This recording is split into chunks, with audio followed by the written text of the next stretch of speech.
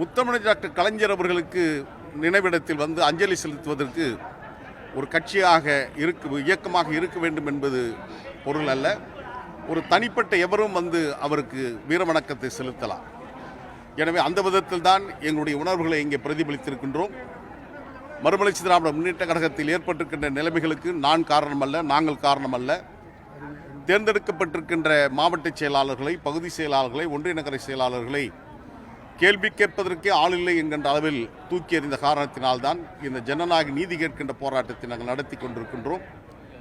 நாடாளுமன்ற உறுப்பினர் முதன்மைச் செயலாளர் துரை அவர்கள் நாட்டின் பிரதமரை சந்தித்து கோரிக்கை வைத்திருக்கிறார். 68 நாடாளுமன்ற உறுப்பினர்கள் கையெழுத்து போட்டதாக சொல்லியிருக்கிறார். அவர் திராவிட முன்னேற்ற கழகத்தின் தலைமையிலான இந்திய கூட்டணியில் அங்க வகிக்கின்ற ஒரு உறுப்பு இயக்கம். எத்தனை கட்சிகள் இந்திய கூட்டணியிலிருந்து கையெழுத்து போட்டிருக்கிறார்கள்? ஏன் பாஜகவுடைய நாடாளுமன்ற உறுப்பினரிடம் அந்த கையெழுத்து பெற்றீர்கள் என்ற கேள்விக்கு துரை விடையளிக்க வேண்டும். ஒரு கூட்டணியில் இருந்து கொண்டு நம்முடைய எதிர்நிலையில் இருக்கின்ற எதிர்கருத்தில் இருக்கின்ற பாஜகவுடன் கையெழுத்து வாங்கியிருப்பதன் மூலமாக உங்களுடைய முகத்திரை கிழிந்திருக்கிறது. நீங்கள் பாஜகவுடைய ஸ்லீப்பர் செல்லாக திராவிட இயக்கத்தில் தமிழ்நாட்டில் இருக்கிறீர்கள் என்பதை மீண்டும் மீண்டும் நீங்கள் நிரூபித்துக் கொண்டு வருகின்றீர்கள். தமிழ்நாட்டின் முதலமைச்சரிடம் அந்த கோரிக்கையை கொடுத்திருக்கலாம். மாண்புமிகு தமிழ்நாடு முதலமைச்சர் முதலாக அயலக தமிழர் வாரியத்தை உருவாக்கி, வெளிநாடு வாழ் தமிழர் நலத்துறை உருவாக்கி, அதற்கு மாண்புமிகு அமைச்சர் நாசர் அவர்கள் இருக்கிறார். குறைந்தபட்சம் அவருடன் நீங்கள் முறையிட்டிருக்கலாம்.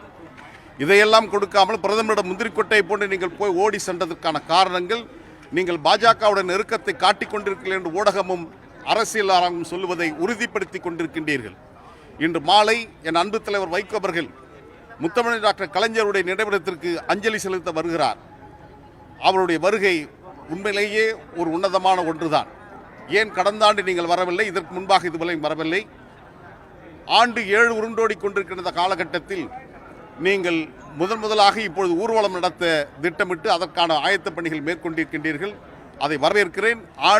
இனி ஆண்டுதோறும் ஆகஸ்ட் 7ஆம் தேதி இதே ஊர்வலத்தை தலைநகர் சென்னை பார்க்க வேண்டும். இது தேர்தலுக்காக மட்டும் இருக்கக்கூடாது.